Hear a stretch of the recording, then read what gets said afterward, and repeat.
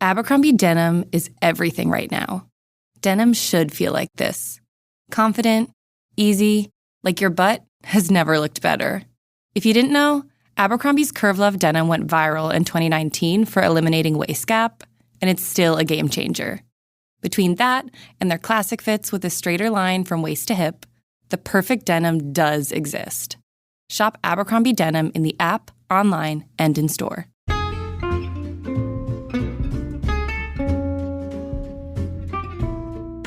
Hello, and welcome to It's a Fandom Thing.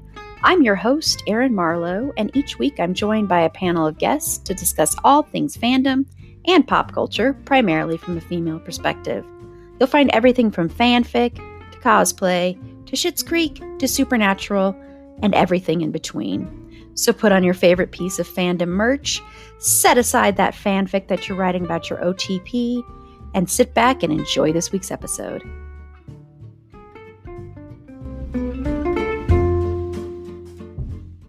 Hello, and welcome to It's a Fandom Thing and this week's episode of Pop Culture and Fandom News. I'm your host, Erin Marlowe, and on Friday, we will be kicking off Music Month with a look at Nirvana. Music Month this month is going to be all grunge. So I already know because we recorded it. It's a really, really good conversation, and so I'm very excited for you to hear it. But joining me for this episode and that one, unfortunately, Ryan couldn't be here for this one and Carla couldn't as well. But joining me is Ashleigh from Wizard Radio. So hello, Ashleigh. Hey, Erin. It's great to be back. It's great having you. Thank you so much for joining me. I'm excited to talk some pop culture with you and watch a very interesting trailer with you. I can't wait. Very interesting one. But we're going to start like we always do. So, Ashleigh, what is one thing in pop culture or fandom that you're excited, upset about, whatever? It can run the gamut. So, can I do a thing that I saw? Oh, yeah, for sure. Because it's weapons. Sure. Yeah. I know this is in advance of Halloween, but because last time I was on, we were talking about the trailer of that and how excited I was to see it. And so many movies this year and last that just passed me by. Just didn't have time, couldn't make time, whatever. I was like, no, I'm going to take some time, go to the cinema, even if it's by myself, which it was in the end, and just watch this movie. And I'm so glad I did because it was so good. I was going to say it was everything I thought it would be. It wasn't everything I thought it would be. Mm-hmm. It kept me guessing through quite a lot of it. And then even when, I don't know how much I am or I'm not allowed to talk about this, especially with like spoilers, given it's still in theaters. Yeah, I'd be very careful with them just because I think with this movie, spoilers are, So I'll say nothing that spoils it, but especially with what the trailer was. And the trailer was so good because it was so tantalizing and gave nothing away, nothing at all. Everything that's in the trailer is in like the first 5 minutes of the movie. And then you're in the dark, you're blind, and you're just along for the ride. Zach Cregger did a phenomenal job. Only thing is it suffers from the thing that many movies do in this era, which is being quite dark, which works to its advantage in some scenes. In other scenes, wish it was just a little bit more lighting, just so I could see what's happening. But for a movie that's very much set at night for a lot of it. But it was just really good. And I'm so glad that I bothered to take the time to go and see it because it was so worth it. So if you're thinking about, shouldn't I, go see it. Yeah, it's so good. And did you see Barbarian? No, see, that's the thing. I didn't see Barbarian. So I know Zach Cregger from his sketch comedy stuff, The Whitest Kids You Know. That's where I know Zach Cregger from. And so seeing him go from that to then this and the director thing is something that people have done before. It's been observed with Jordan Peele in particular, but the thing that links comedy and horror is timing. It's all about the timing. It's all about expectation and then either fulfilling that expectation in a satisfying way or subverting it in a way that is also satisfying. Comedy and horror, both about that. So people who are good at one, not always, but can often be good at the other. And it's why horror comedy works as a whole genre. So to see his evolution in that sense and for it to be going so well, I'm just happy for the guy, especially since Weapons is a response in part to the death of one of his co-stars from Whitest Kids, Trevor Moore, who tragically died a couple of years back. And this movie came out of that grief as a way to sort of funnel it into something new. And so that's kind of what it's about. Again, not saying too much, but So to see that he bounced back from such a personal tragedy to make something so great is, that's also just as nice an ending to that story as there can kind of be, basically. Yeah, I loved it too. I do recommend see Barbarian because I still haven't decided which one I liked more. But the same thing with Barbarian that happened with Weapons, where the trailer for Barbarian did not, and I don't know if you've been spoiled by now, Ashleigh, but the trailer for Barbarian did not give anything away of what the movie really was. And it was such an experience to see that in the theater because there is a specific moment in Barbarian where everything shifts and where you start knowing what it is. And to watch that with a huge crowd and the reaction to it was so interesting. And the same thing can be said, I think, for Weapons, because the trailer for Weapons, you do not know which you're going to be watching when you watch that trailer. You have no clue. You can guess, but you don't know. And there's a lot of humor in Weapons as well. Lots of humor in Weapons. And I do want to say, if you want to become a Patreon supporter, everybody out there listening, I am planning on us probably doing an episode because it's just like with Barbarian. I think it's one of those that's so much fun to dive deep into and discuss what the themes are. Everybody has different takeaways from it. People have different theories. I heard one yesterday that I'm not going to share on here, but that I really don't like. And I would hate it if it was true. And I don't think it is, but there's so many different theories and so many things to dissect with that film. So I'm thinking we'll probably do like a Patreon bonus episode talking about that with spoilers. So Ashleigh, you're welcome to be on that one as well. Please. I have so many thoughts about this movie. Yeah, I'll let you know for sure. Yeah, but I also say that there is one moment in particular, speaking of the comedy in it, which is it and again, I'm not saying what it is, but it's so genuinely hilarious. I think it's one of the divided audiences. Some people were like, what is this? And some people were just taking it for what it is, which is horror comedy. Mm-hmm. And it could have just been right out of a Whitest Kids sketch that, Craig would have written like 10 years ago. It's that exact, as I was watching it, it clicked immediately and I was like, oh, I know what's happening. I know where this is going. And it's just so perfectly his style, basically. And I think it really works to a very good effect. Mm-hmm. Yeah, there are there's one character in this movie that is so amusing is all I'm going to say. And I just think, so many of the performances, all the performances are great in this. And I know a lot of people are disappointed because Pedro Pascal was originally going to be in this, but I'm actually fine with Josh Brolin being in this. I actually think he does something that, even though it's kind of like the same character that he usually plays, but I don't know. I love Pedro Pascal, but I don't know. I think it's fine with Josh Brolin in it. That's kind of where I was. When I heard it was like, oh, it could have been Pedro Pascal. I was like, oh no, I love Pedro Pascal so much. But then I watched it and I was like, I genuinely don't know how he could have done a better job than Josh Brolin does in this movie. It is kind of a character he's played before, but in this movie in particular, I think he plays it so well. He hits exactly the notes it needs to hit to really bring the character to life and give it depth as well.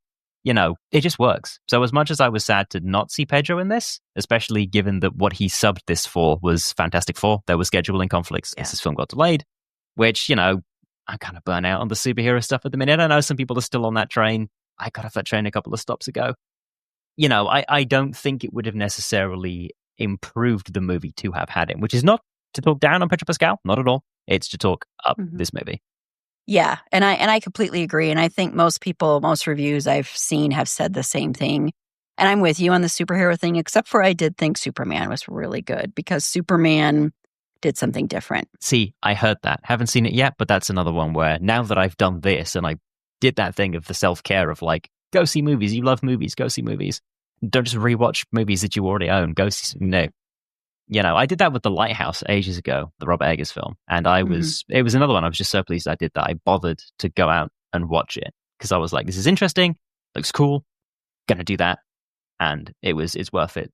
So it's a message to the audience. If you're ever on the fence about going and seeing something, be it a movie, be it TV, be it music, whatever, go do it. Because the worst it can be is bad. And then and then it's fine. And it's an experience. Exactly. And there's nothing, I go to the movies alone all the time. And I actually love going to the movies alone. I love going with people and everything too. But there's something about it too when you're going alone. Like, you're not going to have to deal with that worry of like, are we going to like the movie? Are we going to have to deal with like, like, I know this may sound silly to some people, but deal with that, like, of arguing about the movie, or are they going to be having a good time? Or if I'm enjoying it, are they going to enjoy it? That kind of thing. So it's fun. But yeah, I really had no desire necessarily to see Superman because I'm the same way. I'm so over superhero movies. But I had heard such good things, and I had like the day off or something, and I was like, oh, I'll just go check it out. And we did an episode last week talking about Superman. It was a replacement to what we were going to be talking about. And go listen to that if you haven't. And I just think that movie is so good because it also uses its platform to talk about a lot of really important political issues. And that's what I think a lot of movies should do. And that's a good way for me to segue into a movie that is doing something like this. Now, I had no desire to see the Toxic Avenger, although I've heard it's good. And this is the one with Peter Dinklage, and it just came out. It actually was made a couple of years ago, but it just got released through Cineverse, which Cineverse is a pretty independent studio. Probably the biggest thing they're known for is the Terrifier movies. And they partnered with Undue Medical Debt.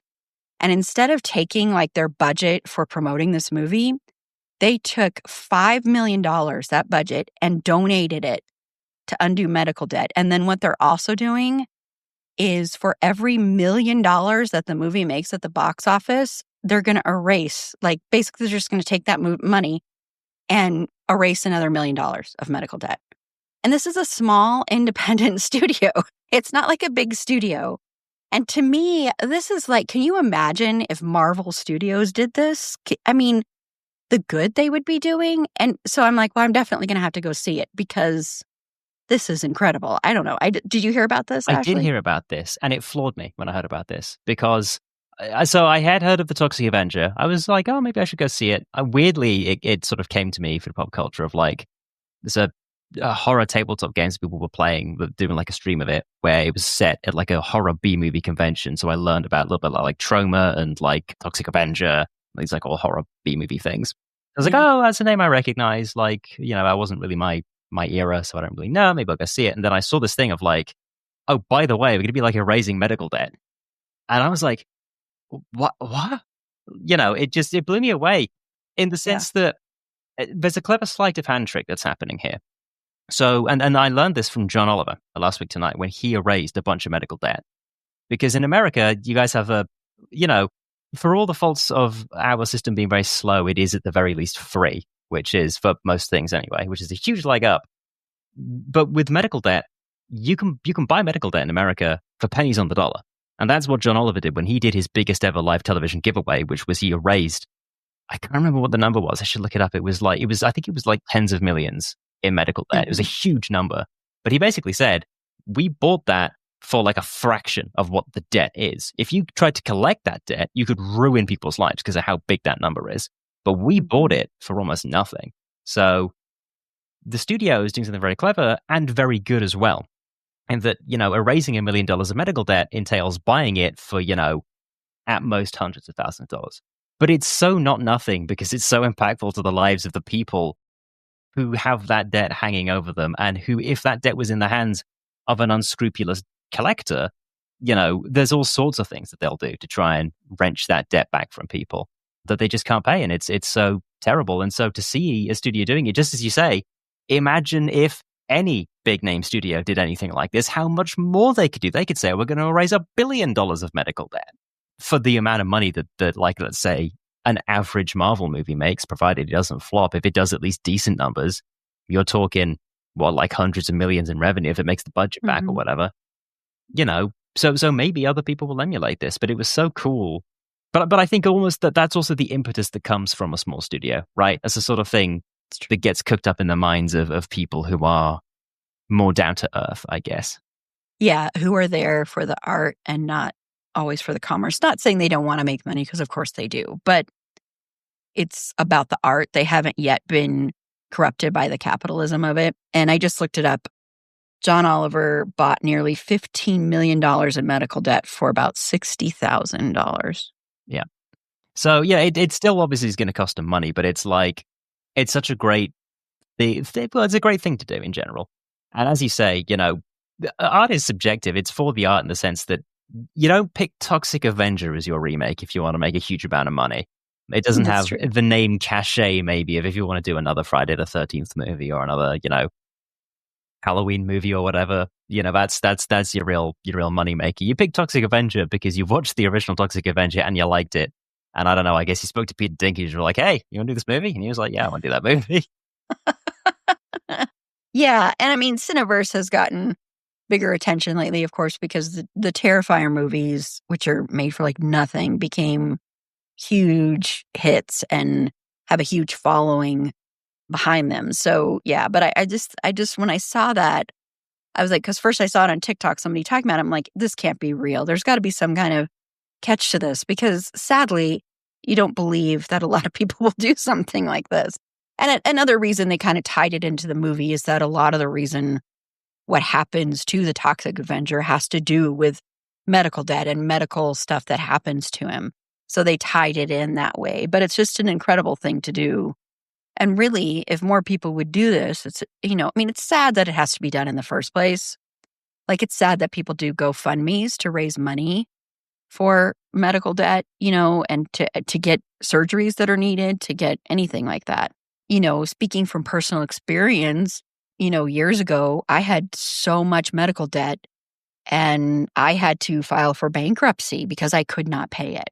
And I mean, it was, an insane amount that I owed to like a ambulance that I was forced to take. It wasn't, that's why some people won't take ambulances, because they know that bill is going to be so outrageous. And it's so ridiculous in this country what we value and what we don't value. So yeah, I just thought it was just such a cool thing that they did that. So yeah.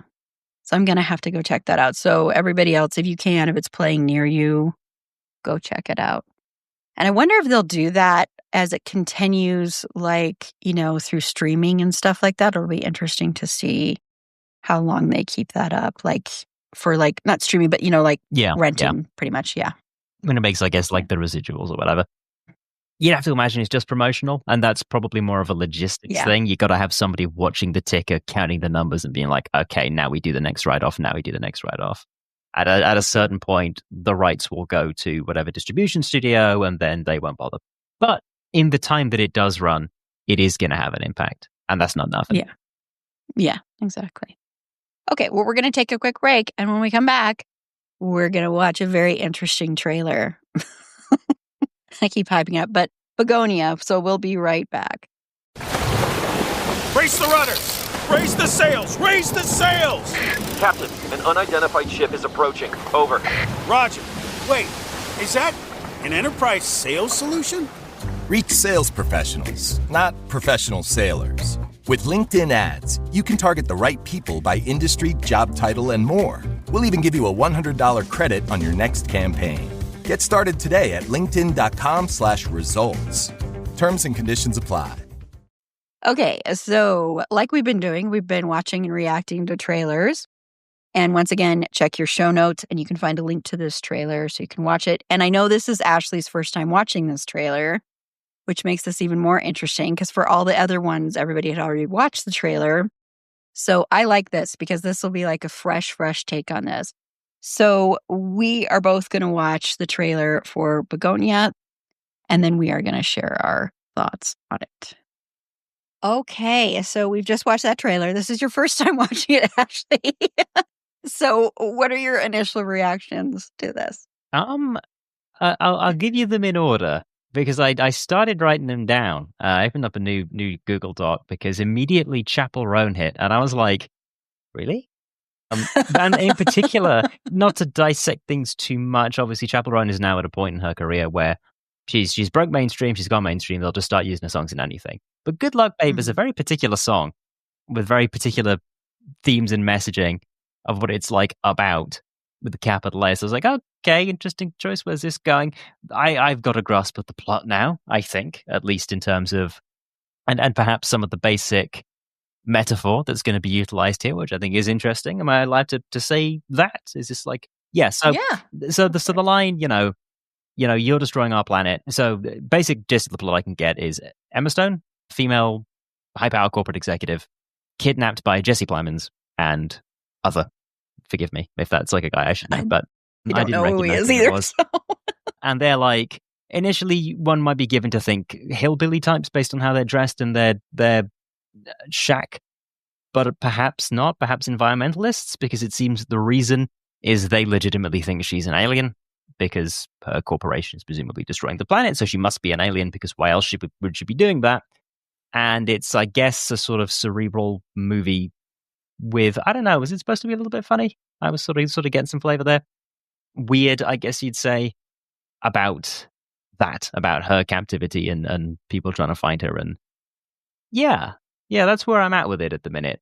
Intriguing, I guess. And are you a fan of Yorgos Lanthimos' movies?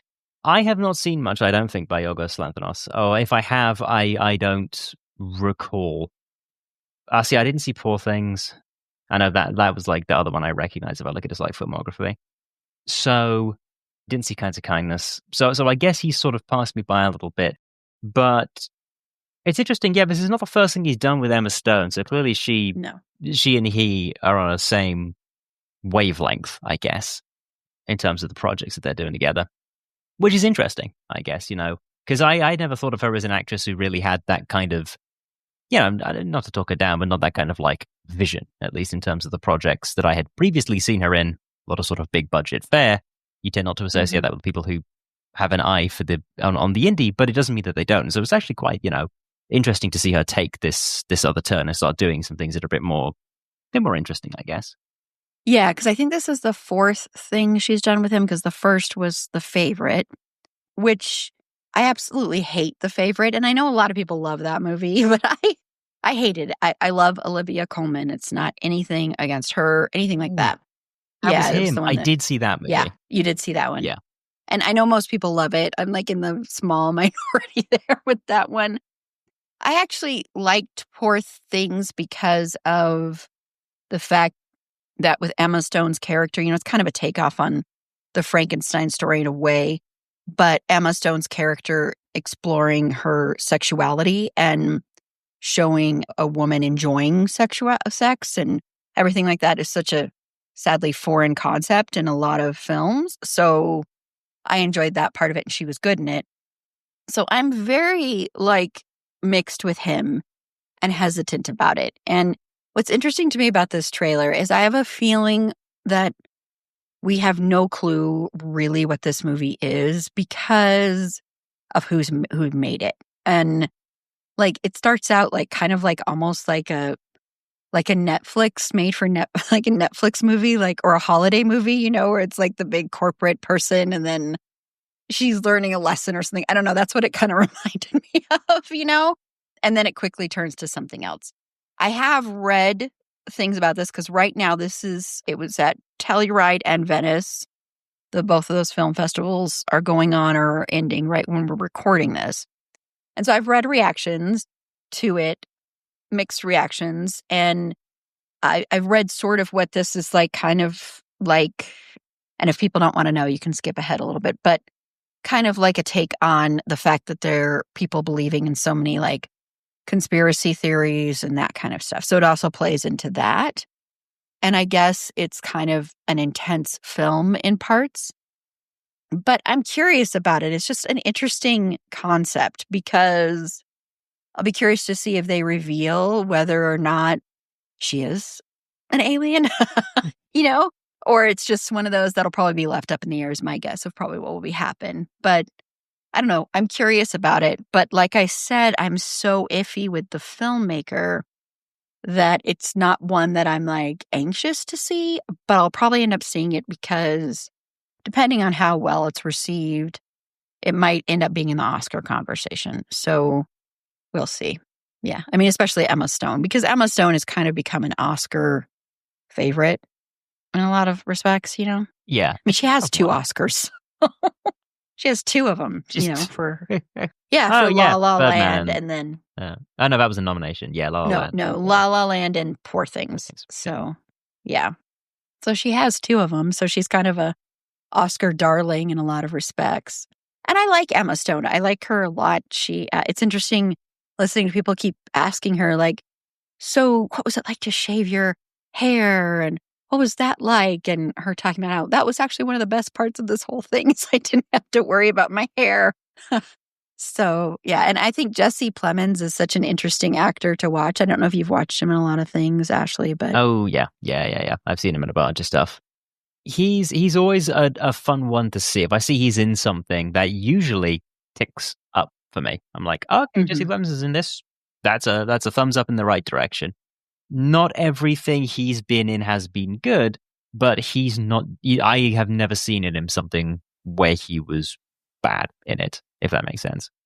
Yeah, no, it does. There was Roger Ebert. He had two actors. I'm trying to remember who it was, where he was like, if they're in this film, it doesn't mean the film will be good, but they will always deliver a consistent performance. Mm-hmm. Yeah, and he is one of those, like, and I think the film is good, but he's really interesting. And did you ever see the movie Game Night? No, I didn't see Game Night.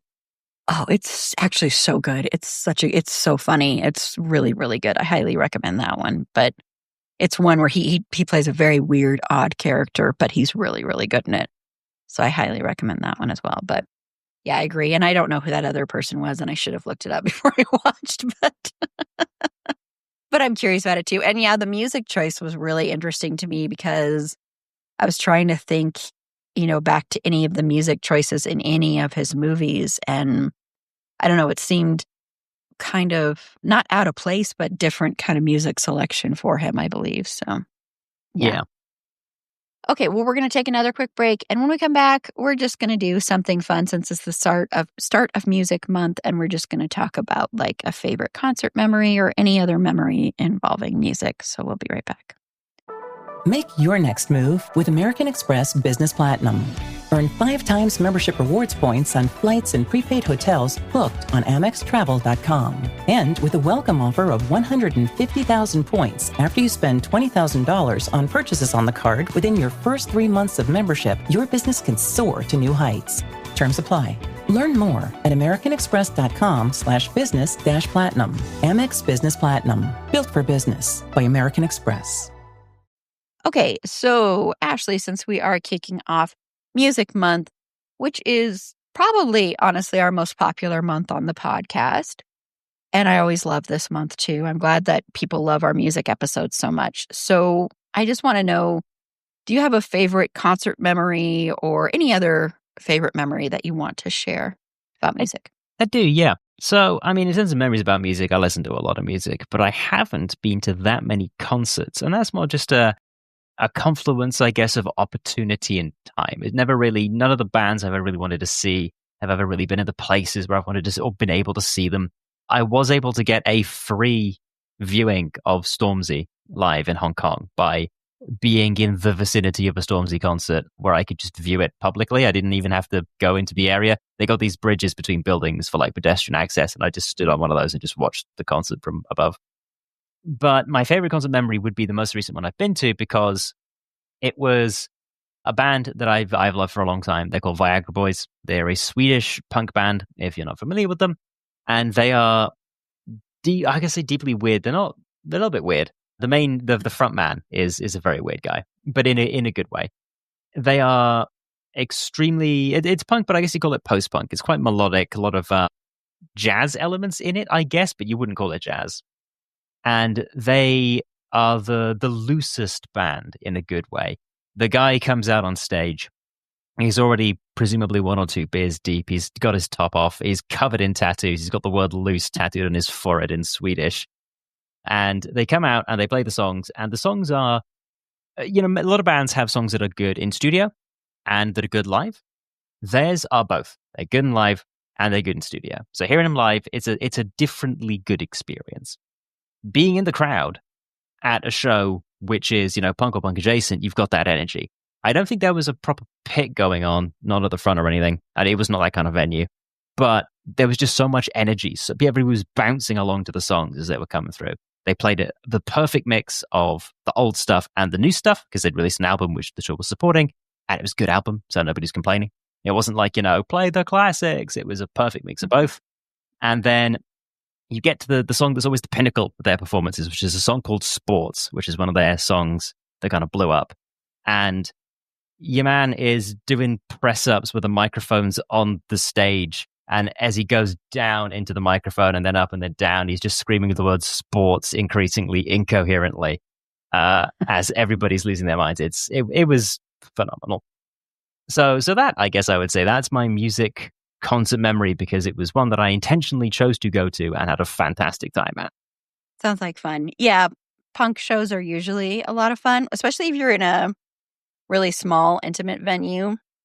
But yeah. And especially because it doesn't always happen. You know, I've seen bands that are really great when you're listening to their albums, and then you see them live and it's like a snooze fest, literally.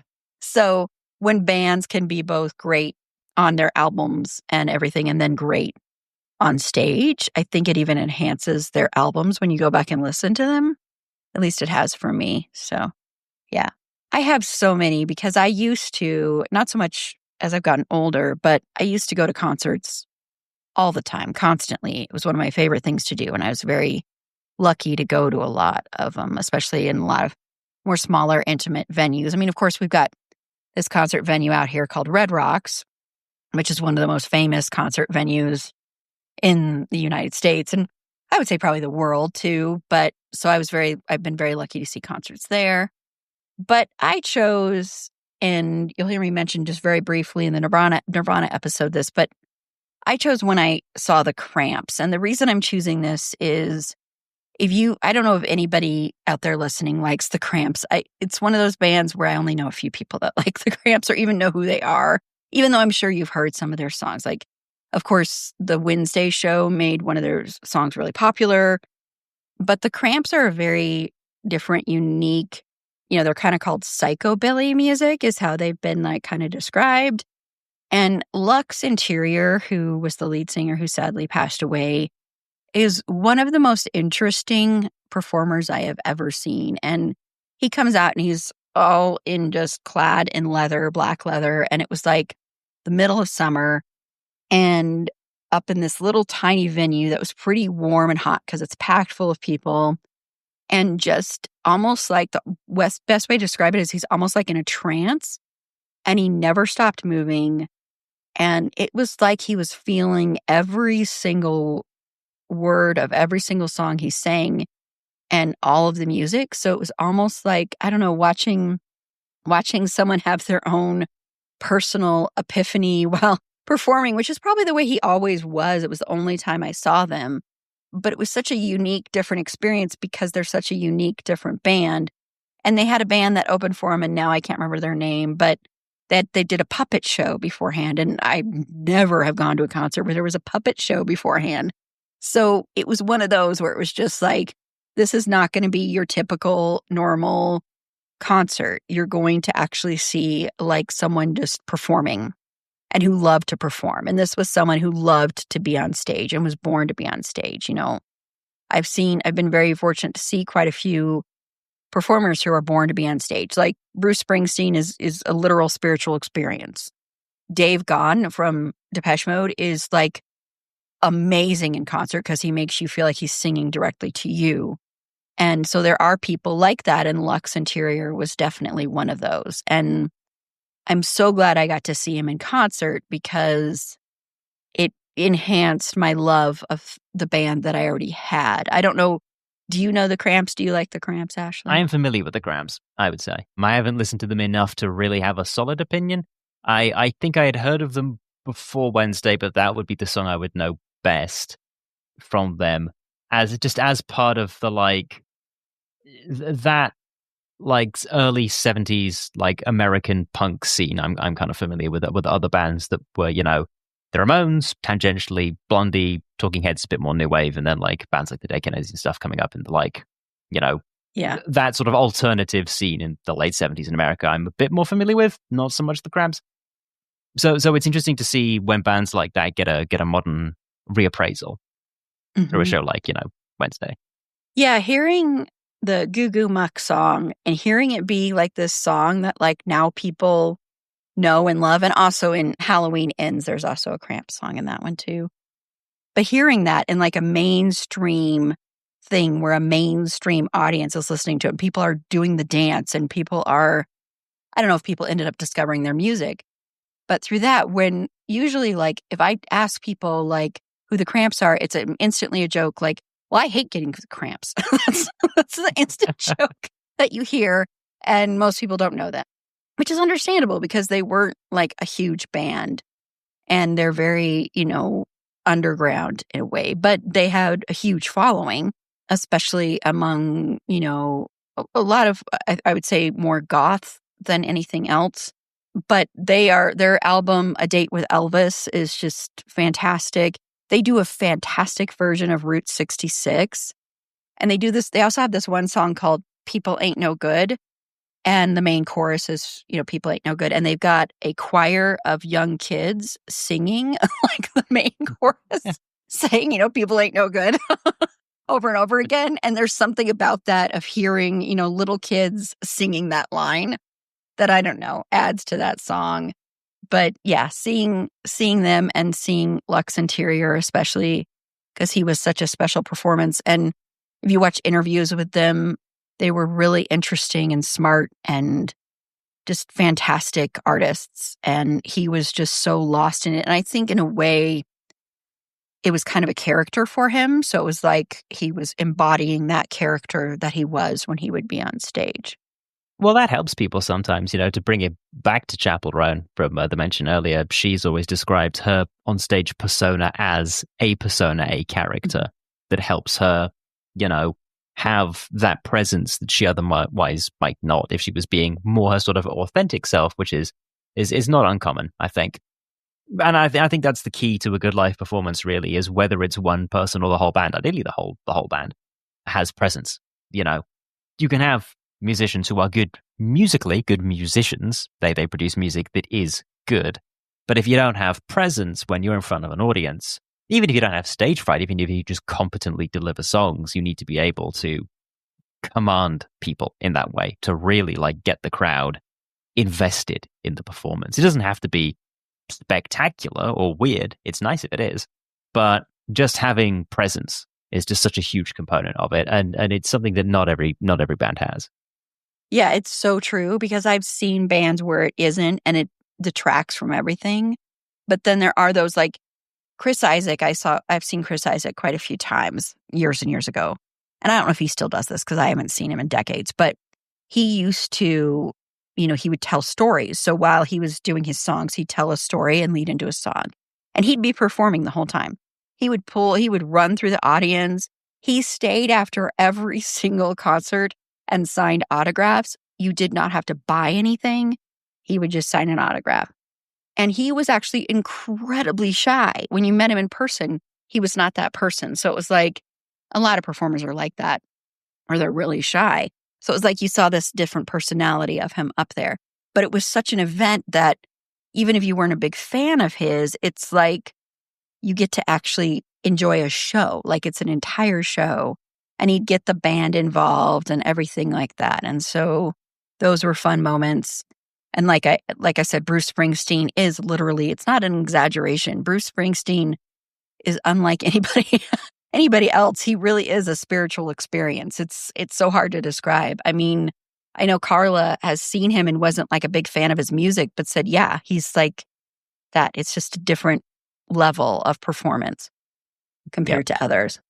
You don't have the sticking power of a guy like the Boss if you don't have something going on. Exactly. To be so hugely popular and influential across decades as well. Some bands, some artists, they flare up, they flare down, especially if they have very intense live performances. You think of a lot, to mention those early punk bands, the Sex Pistols being the operative one of a band that just had way too much energy early on and absolutely no ability to control the momentum, and then spent, a year and change basically blowing up the music scene and then falling to pieces completely. Yeah. To have that sticking power, you need to be able to keep it up day after day after day and be able to bring it every single time. And that's something that really separates the absolute, royalty of music from everyone else, to be able to do that. It's so difficult because it's so taxing as well, being on tour, having to do different shows. The shows themselves take it out of you physically, emotionally. one can only imagine that it's a hell of a thing to be a touring musician. Yeah. Yeah. And that's why some people, you can tell, don't want to do that part. They just want to do the music part. Either just session musicians, Yeah. people who are extremely good musicians whose work you will have heard because it's on all of the albums. There's many famous behind the scenes figures who are on so much. You'll never have heard their name. You will absolutely know their music. Different bands bring them in as ringers to really make something pop. But either because they don't want to, or they can't, or a confluence of reasons, they just never become stage musicians. It's kind of a different thing. Mm-hmm. Yeah. Yeah. And warning again to our listeners, the Bruce Springsteen movie coming out, by the way, the Deliver Me from Nowhere, with Jeremy Allen White playing the boss. It just premiered at Telluride, and going off of the reviews, I am going to be so annoying about this movie. It's going to become my whole personality because it's going to be along the lines of how Rocket Man became my whole personality and A Star is Born from 2018. So just be prepared because if it lives up to what I'm expecting it to be, it's going to just be everything for me. Well, thank you so much, Ashleigh, for joining me for this week's Pop Culture and Fandom News. I had so much fun talking with you. So if you want to just let everybody know where they can find you, Ashleigh Stiles on Wizard Radio. Sure thing. Yeah, well, you can find me on Wizard Radio, and it's an online station with a listen live. So you just go to wizardradio.com, and there you are. I'm live 9 till 10 Sundays UK time, whatever time that is in your time zone, but we do broadcast internationally. So check us out. I'll be talking about current affairs, international news, that kind of thing, which is why it's always so fun to come on this show and others like it to get to talk about pop culture, because I have so many opinions about it, but I almost never get to talk about it on my actual show. And you can find me on Twitter at @ashstyles97. I sometimes post there, not very often, but I do sometimes. I also I forgot to mention this on the Nirvana episode, a podcast that I did do previously. It's no longer an active podcast, but you can check it out. It's on Spotify. It's called Demystified. If you like historical mysteries, go check that out also. Cool. I didn't even know about that, so I'll have to go check that out. Awesome. Well, thank you so much. And you will be able to see Ashleigh will be returning in October for our horror trivia month. So I'm very, very excited to have you on there because I know you wanted to redeem yourself. Well, I know the categories in advance. I know what the category is going to be this time. I have a better grasp on what it's going to be because this is the thing. I'm sick nasty in a pub quiz. If you're talking about like general trivia, I can do like global capitals. I can do all the flags. I even know the US state capitals, which most Americans don't know. But yeah, when it came to the fandom thing and the fandom names, that category absolutely annihilated me. But put your money on me this time. It's a safe bet. Safe as houses. This is going to go great. Because you know the main theme of the night, but you don't know the actual categories I under don't know them. the categories. No, but I have a chance to prepare. I'm going to be like Batman. I'm going to come in with my prep time and be absolutely storming ahead. That's true, because I think you're on like almost every single one. I'm on at least a lot of them. Yeah. I'm in at least two of them. And then we'll see about the other ones. But yeah, I'm going to be a bit of a feature for October, I think. I'm very excited to have you be part of that. I always love doing our horror trivia months, and this time I set up everything a little bit differently. Every year we do it a little bit differently. The first year, which we will never do this again, I was like, let's do 10 nights of trivia. I was like, why am I doing this? It was ridiculous. And it was totally run differently. And we didn't have the amazing trivia board that we have. And so I was like coming up with slides for all the trivia questions. And it was a lot for 10 nights, especially. I'm never doing that again. But I'm looking forward to it. And if you want a chance to potentially win some prizes, you can become a Patreon supporter via the link in the show notes or go to our website. It's a fandomthingpod.com. Click the support us tab and that'll link you there. And on top of that, you get great bonus content. This month, we are going to be releasing a bonus episode talking about Severance, which was what we were supposed to talk about last week. But unfortunately, my panelists had some issues, some scheduling conflicts. So we're doing it as a bonus episode because it's nominated for like so many flippin' Emmys. So that's why we're covering it. it'll be an interesting conversation. Because I have lots of feelings about that show. But you also get ad-free content. You get episodes a day early. We also covered season 4 of The Bear, which The Bear is my current TV obsession. So you can listen to that too. So once again, that's it'safandomthingpod.com, where you can also find our back catalog and all our social media. And you just click the Support Us tab. You'll also find some of our merch there as well. And I forgot to do it first, but it was kind of didn't lead into it. I will end with talking about Fergie and her TikTok, Fergie the dog. You all should be familiar with her by now. Her favorite month is coming up. It's her favorite month for prep from me, because then I'm just watching horror movies for the whole month, and she loves that. So you can follow her on TikTok at Schroeder and Fergs. That's SCHROEDERANDFERGS. It's long, but it's worth it. And on Friday's episode, Ashleigh will be back along with Ryan from Soundtrack Your Life to talk about Nirvana. You'll also hear, because Carla's going to record a little something, so you'll also hear Carla's thoughts on that episode as well. So until next time, remember, it's a fandom thing. Black Lives Matter, stop Asian hate, and free Palestine.